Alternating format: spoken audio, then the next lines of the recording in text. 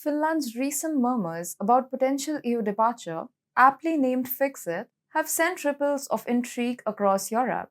Finland is contemplating its future moves.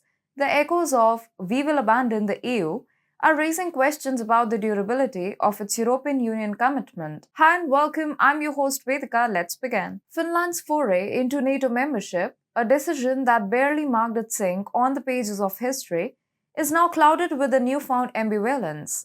The allure of NATO's protective embrace appears to have come with a caveat. This time, the specter of a potential Fixit has entered the stage, raising eyebrows and igniting discussions that could redefine the nation's role within the European Union. Jussi Halla-aho, the influential voice behind the far-right Finns party, has set the tone for this discourse. With a nod of the concept of leaving the EU in the long term, Halla-aho's call for Fixit has amplified the chorus of dissent. It is justified that we aim to leave the EU in the long term, Halla-aho told Reuters, citing a democratic deficit in which the EU limits member states' sovereignty.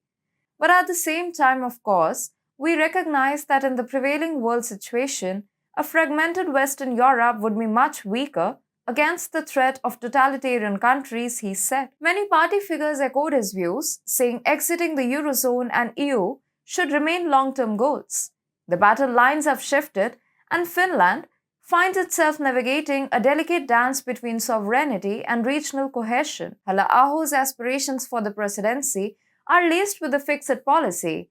While his path to the presidency might be uncertain, his influence within the Finns party is undeniable. With a stance rooted in anti-immigration sentiments, Halla-aho's alignment with a party that now steers the nation's course sets the stage for potential shifts in Finnish priorities. As right-wing populism gains momentum across Europe, Finland's flirtation with Fixit underscores a larger trend of skepticism towards established order. The Finns Party Congress also rejected the EU's proposed nature restoration law, with Tavio calling it a sad example of the acceleration of the EU's dictatorial policy under the guise of climate change.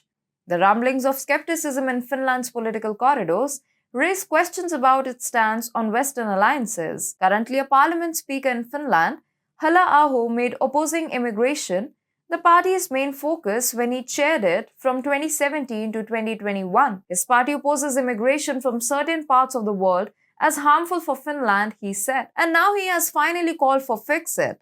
Halla-aho is an important man, as his party is in coalition with the ruling NCP in Finland. Their government is known for taking a tough stance on migration and EU policies. Right after coming to power, PM Petteri Orpo promised significant budget cuts and a major change in immigration policies. Clearly, Finland is peaked with the West. Furthermore, Orpo's government raised worries among Western powers regarding NATO, as most Finns are opposed to having troops and nuclear weapons near the Finnish-Russian border.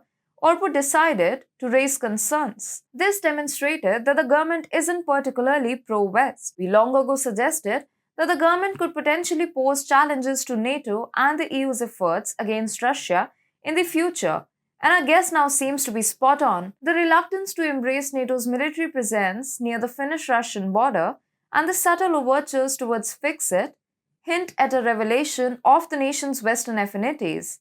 As unity takes precedence over autonomy in the face of Ukraine's crisis, the question of Finland's long-term path remains open-ended.